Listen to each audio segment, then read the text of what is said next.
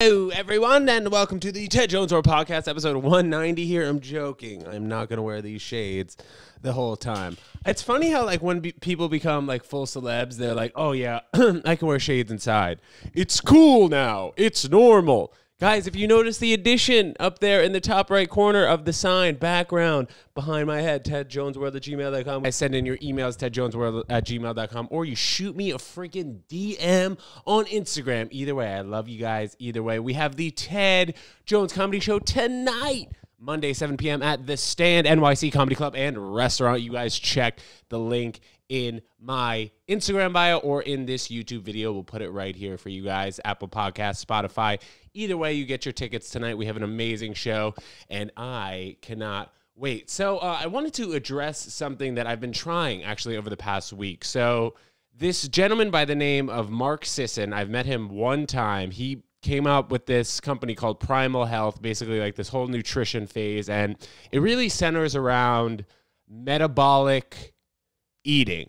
So having a good, like, I want to actually find out what the exact phrase was, because I think it's like a metabolic window, but basically you can, for the most part, eat whatever you want as long as it's in a window. Let's see what he says about this. So it's called Metabolic Flexibility. Basically, you really only eat in like a certain window of time. This is also known as like intermittent fasting, but I think he really dives deeper into it. When you think about intermittent fasting, you know, you think like, oh, I can eat in a 6 to 8 hour window, whatever it may be, but just basically eating whenever you feel really hungry and like when you are actually hungry to eat. I feel that like the past week, my body has adjusted well to this kind of diet. Like, obviously I'm still vegan, but I think like putting food in a restricted window where I only really have to eat 1 or 2 times a day, it's been really helping in terms of like my energy level. And if I wake up and I don't eat until 2 o'clock in the afternoon, yeah, initially I'm hungry at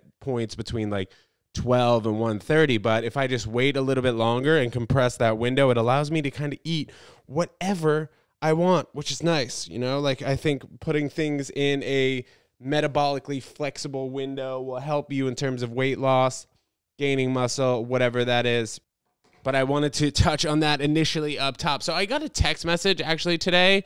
What does it say? It says, Ted, give the gift of beauty with a Warren Trachome gift card. Now 10% off. I remember one time I went to get a haircut there. This is probably 5 years ago. My mom ended up paying for it, or I paid for half of it, something like that. And it was like $200. I feel like guys should not be getting haircuts for $200.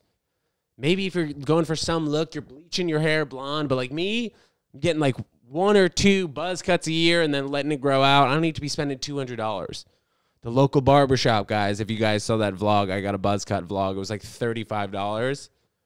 Crazy. I mean, that there's definitely I understand, like, if women are going to a beauty salon and they need to get their hair blown out, they need the highlights right, sure. But like men and hair in general, I feel like for the most part, we can kind of just like, if we wanted to, we can maybe do it ourselves. Just put a bowl on our head and then clip around it. No, but that's like a bowl cut. I used to have a bowl cut back in the day. It was a good little look for me.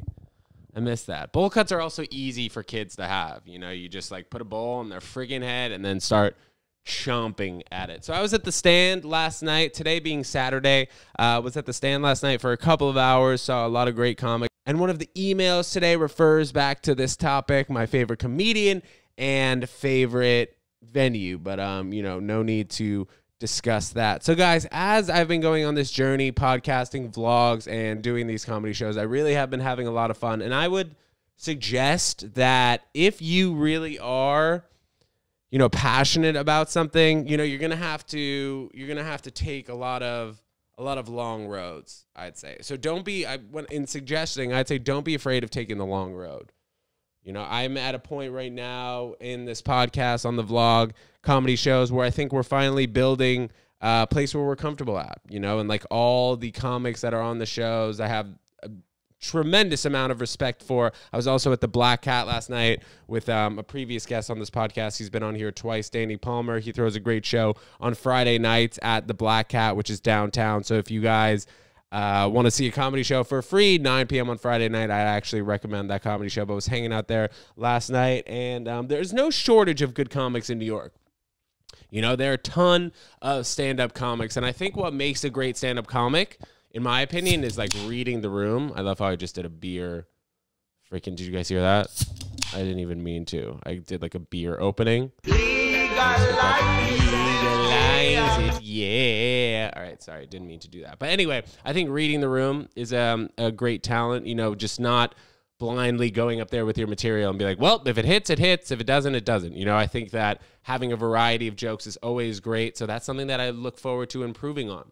You know, like reading the room, like, okay, is this a college campus room? You know, are you doing a show at a university? Are you doing a show at a nursing home? Whatever. I think like reading the room is always important. And obviously certain jokes are going to hit in different crowds. But I mean, as long as you're comfortable with your material, I think that that's a super important part. So, you know, I look forward to improving. You know what I mean?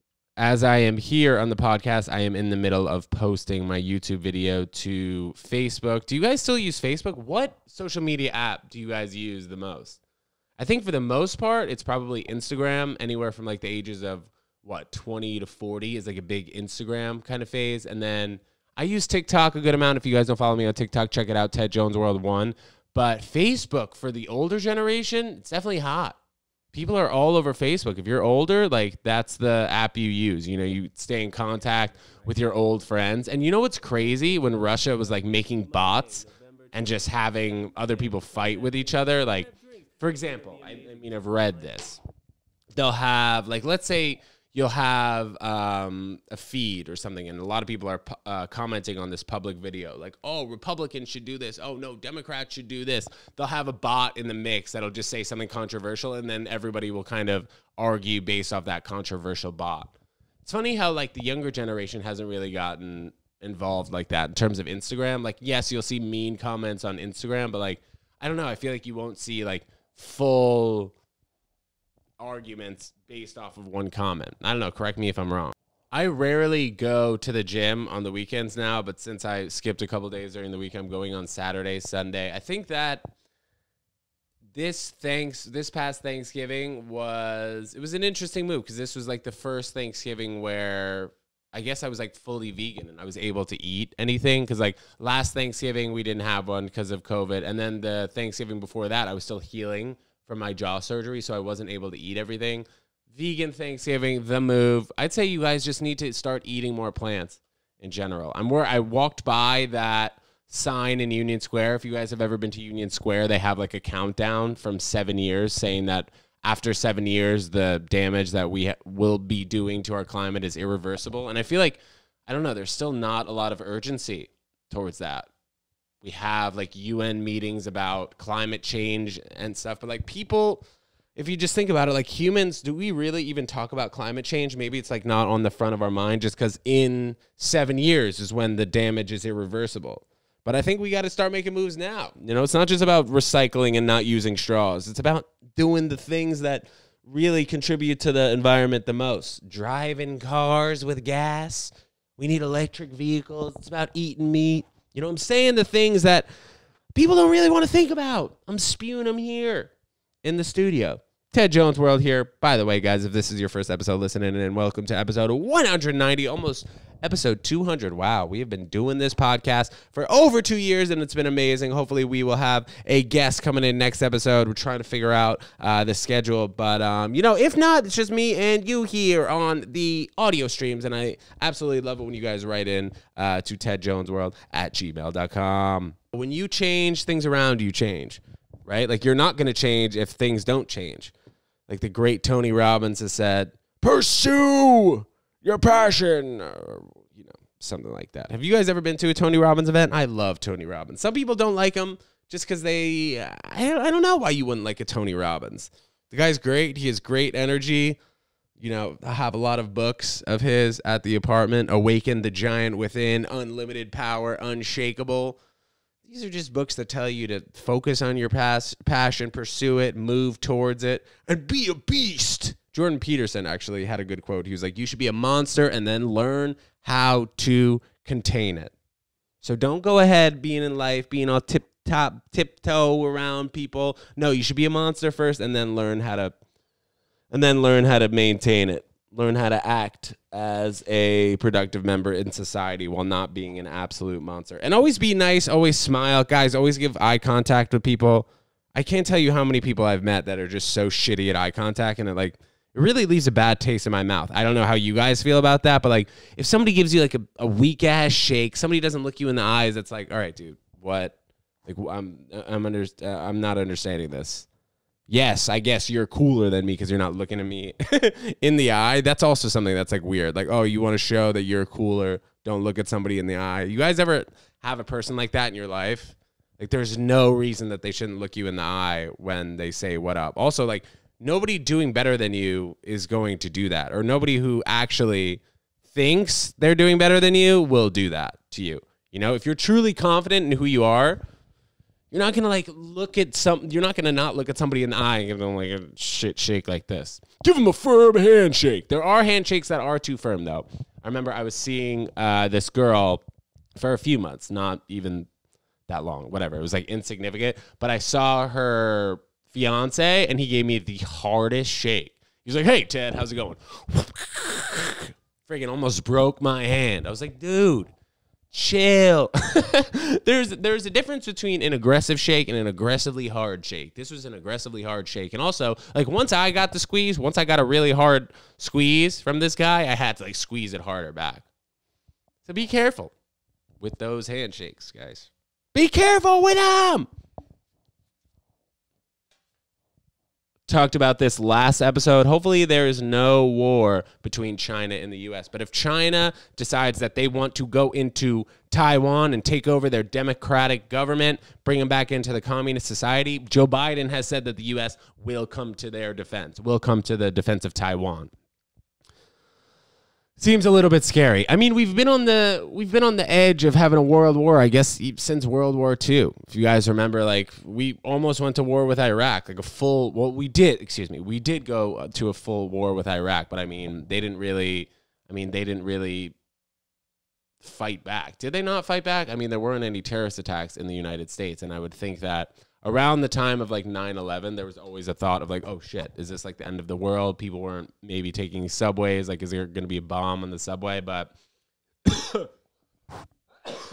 excuse me, if China and the U.S. go to war, that'd be pretty scary. That would be pretty freaky.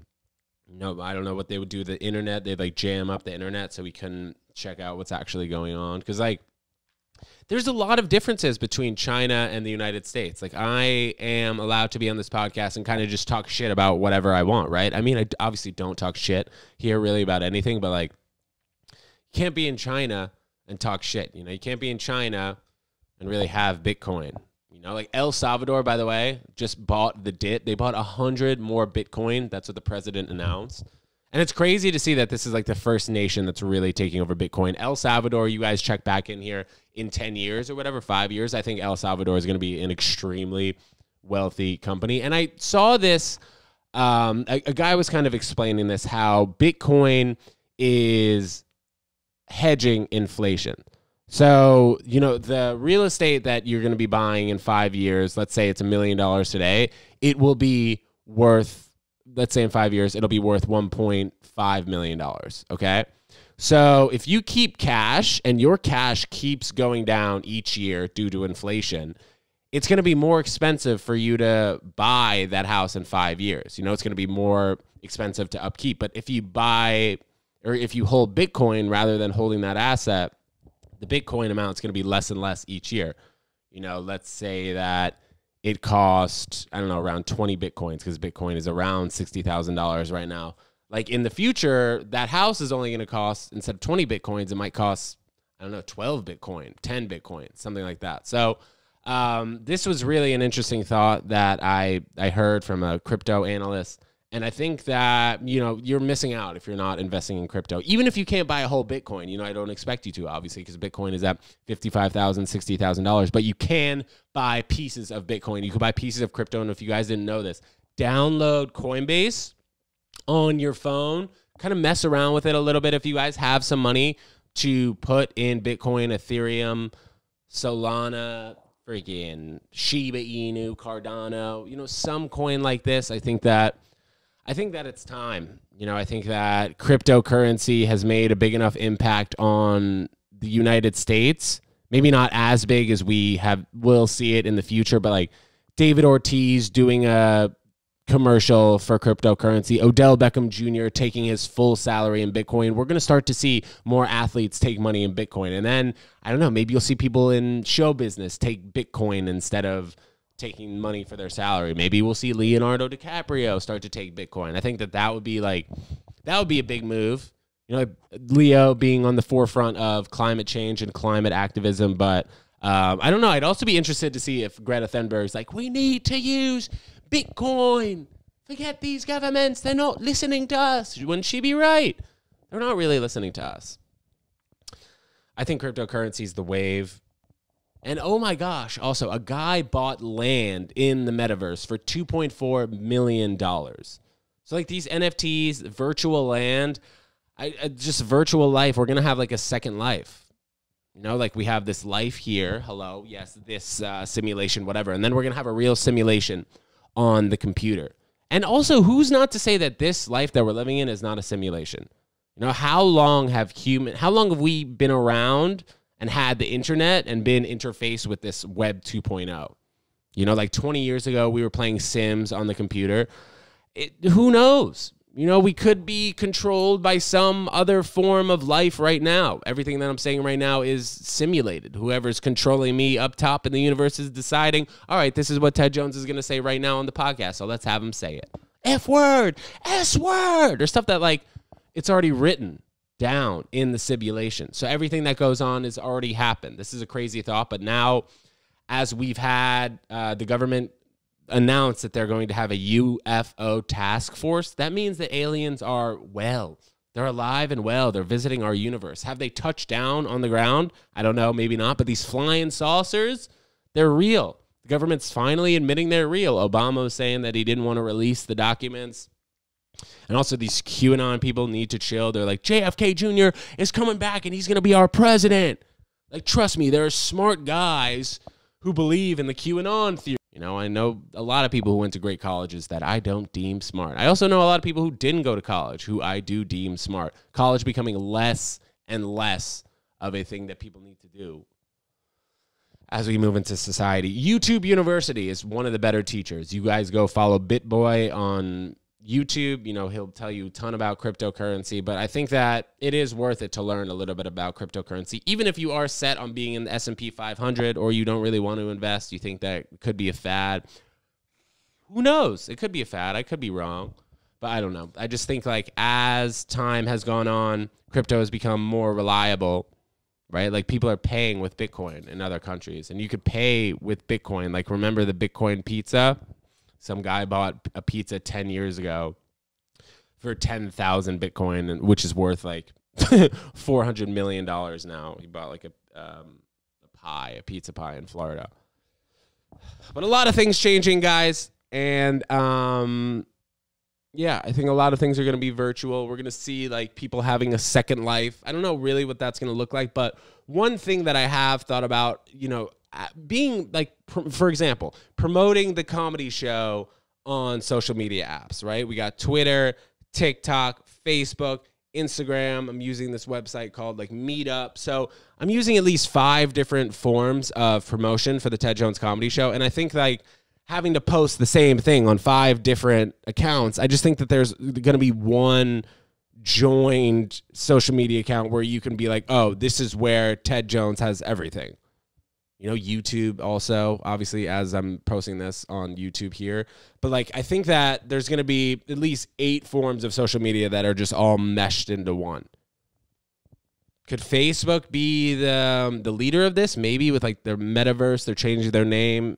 Maybe they're going to try and bring... Well, they already own Instagram, but, like, it is a little bit of pain in the neck, having to nail down 8 audiences, 6 to 8 audiences. You guys know what I mean? So I think, like... in the future, we will just have one central place where, oh, okay, everything that Ted Jones does or everything that Ted Jones has on the metaverse online on the internet is right here. So you can all connect all of them right there. I don't know exactly how that's going to happen, but I think it's just, it's a little bit uneasy for how easy the world will become via whatever it is, crypto, also internet personalities. I just think it's all going to mesh into one. So like one person isn't super hot on YouTube and then maybe they're following on Instagram isn't that bad. Or they have a great Twitter, but like nobody even knows who they are on YouTube. Things like that. Because like if you see the kind of breakdown, you know, like obviously at the top of most of the social media apps, you'll see like, I don't know, The Rock. You'll see Ariana Grande on Instagram, on Twitter, and then maybe they have like a really good TikTok as well. But like, if you look at like the top tier entertainers and influencers, they only really have a big presence on a few of the social media apps, which is interesting to think. You know, like people aren't following Ariana Grande's Twitter account. Like maybe they don't have as much, or she doesn't have as many followers on an Instagram. Like obviously people are following her Twitter account, but like it's difficult right now for people who are trying to promote something or trying to build a brand to decide which social media platform they want to use. Is it best to be on TikTok, make those shorts, you know, get 1 million views per video? Yeah, sure, but is the action there? Is the 18 to 24-year-old TikTok base, are they buying tickets? Are they buying product? Is it better to be on Facebook if you're trying to sell a cane to an old person? Is it better to be on Instagram if you're trying to sell bikinis to 25, 30-year-olds? So that's something that I think it'll be decided over the next few years, kind of how everybody can mesh their social media presence into one account. You all go to this specific account. You see, oh, Ted Jones Comedy Show, Ted Jones World, Ted Jones Vlog, Ted Jones World Podcast. Everything is all in one. So I'm be interested to see how that happens. Imagine I create an app. I am worth $1 trillion. I have had business venture ideas that I've thought of or that I potentially see myself doing in the future. I would like to have a water because I do love water. I think I want to have a water with a lot of pH, like an Essentia type. And also seltzer. I love seltzer. So water, seltzer brand. And then also, ideally, you know, I want to have a weed brand. So we'll see. But these are things that I'm thinking about in the future, and I'm just letting you guys know it's on the tip of my tongue, on the front of my lobe, on my frontal lobe. Today was episode 190. Thank you so much for listening to the Ted Jones World Podcast. Hope to see you at the Ted Jones Comedy Show tonight. Check that link in the Apple Podcast description, Spotify, YouTube, wherever you guys are listening to this. And then hopefully eventually we'll all merge these social media apps into one. So it's a lot easier to find info on Ted Jones World. And we'll see you guys on Thursday. Peace.